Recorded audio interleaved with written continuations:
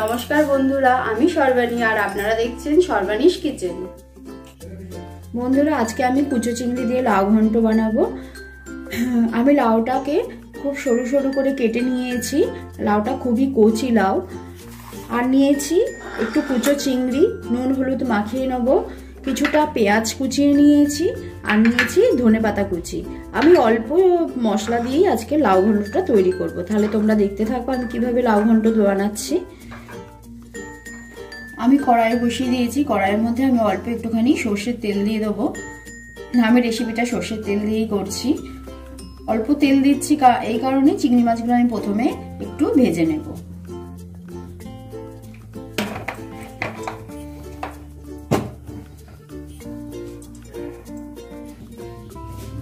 দেখো তেলটা গরম হয়ে গেছে। এবার আমি চিংড়ি মাছগুলোকে দিয়ে দেব।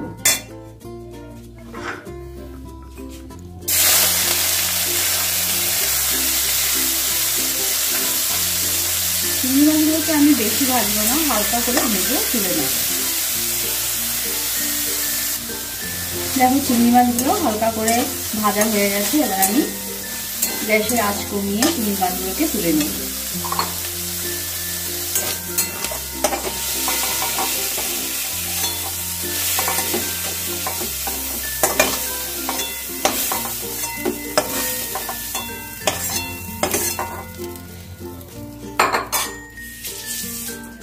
আবার আমি কড়াইয়ের মধ্যে তেল দিয়ে দেবো।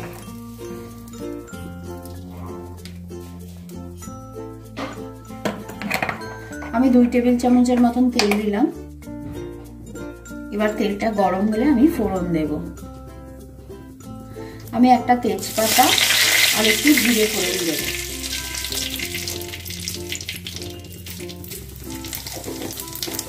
জিরেটা একটু ভাজা ভাজা হলে আমি পেঁয়াজ কুচি দেব।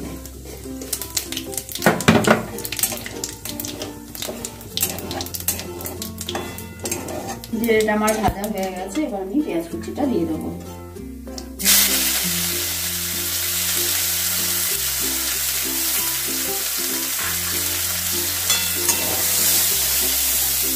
পেঁয়াজ কুচিটাকে একটুখানি আমি ভেজে নেব।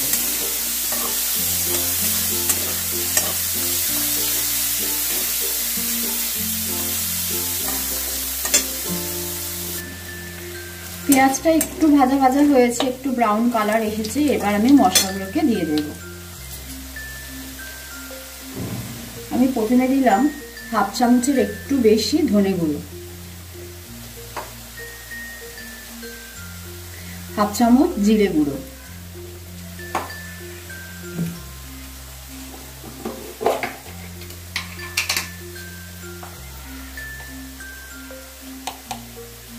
হাফ চামচ হলুদ গুঁড়ো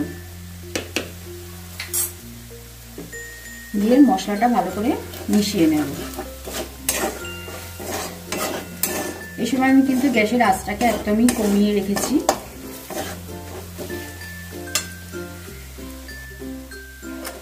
এবার আমি দিয়ে দেবো 1 চামচ আদা বাটা, 1 চামচ আদা বাটা।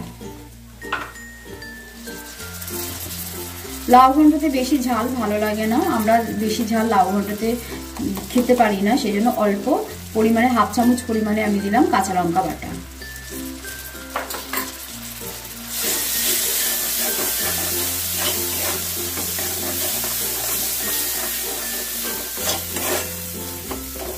এবার আমি পরিমাণ মতন নুন দিয়ে দেবো।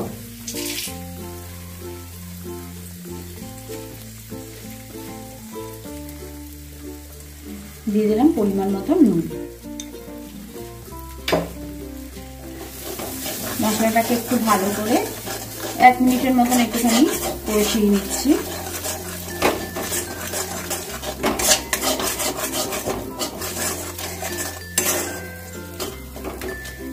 আমি খুবই অল্প তেল মশলা দিয়ে আজকে রান্নাটা করলাম, কেন লাউ এমনিতেই উপকার, বেশি তেলের প্রয়োজন পড়ে না।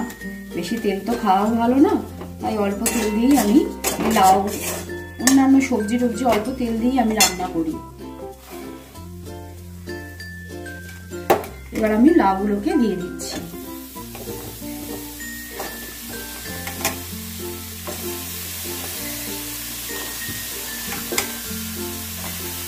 প্রথমে কিছুটা লাউ দিয়ে আমি একটু মিশিয়ে সব কিছু ওলট পালট করে নেব।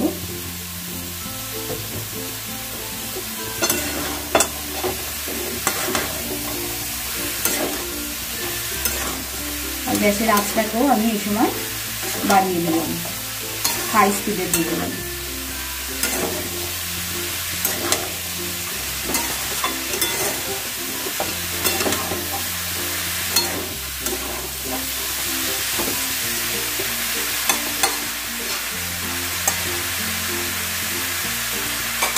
এবার আমি বাকি লাউগুলোকেও দিয়ে দেবো।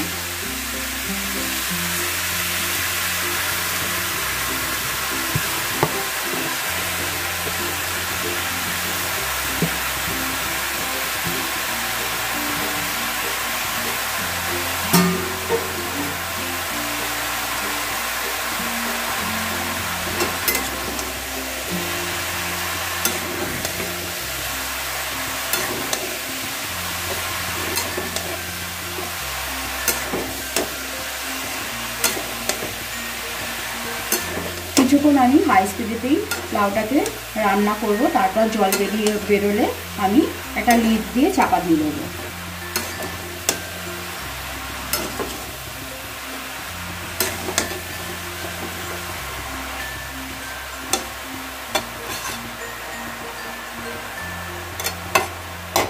এক্ষুনি যদি আমি ঢাকা দিয়ে দিই তাহলে প্রচুর জল বেরিয়ে যাবে, মশলার সাথে লাউটা একটু ভালো করে কষানো যাবে না। সেই জন্য আমি এই সময় ঢাকা ছাড়াই রান্না করছি।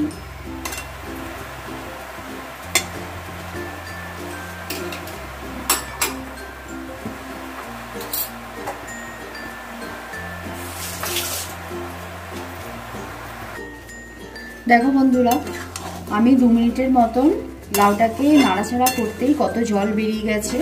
লাউটা কচি লাউ, সেই জন্য এত জল বেরিয়ে গেছে। এবার আমি একটা লিড দিয়ে চাপা দিয়ে গ্যাসের আঁচটাকে মিডিয়ামে করে রাখবো।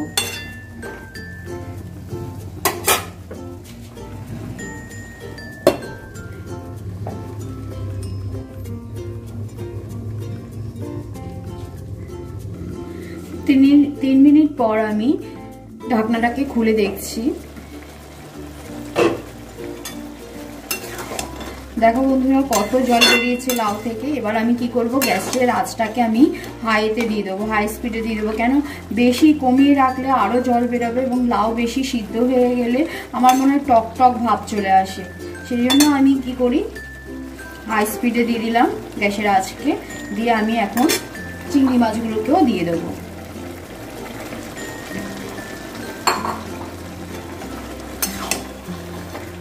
এবার এইভাবেই হতে থাকবে যতক্ষণ না জলটা পুরো একদম শুকিয়ে যাচ্ছে।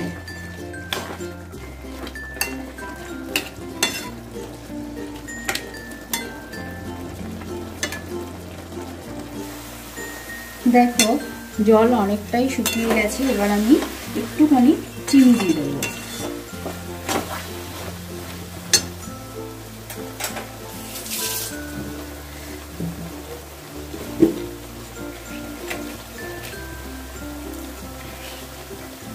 অল্প একটু চিনি দিয়ে দিলাম। কুচো চিংড়ি এমনই একটা জিনিস, যেই রান্নাতে দেবে সেই রান্নায় দারুণ স্বাদ হয়ে যায়। আর লাউয়ের মধ্যে এরকম ছোট ছোট কুচো চিংড়ি দিলে দারুণ লাগে, আমার তো খুবই ভালো লাগে।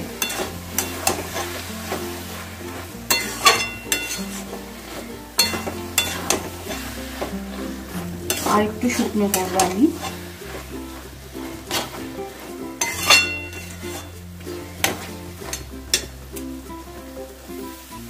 দেখো বন্ধুরা, আমার লাউ ঘন্ট পুরো কমপ্লিট হয়ে গেছে। এবার আমি একটু ধনেপাতা কুচি দিয়ে লাউ ঘন্টটাকে নামিয়ে নেব।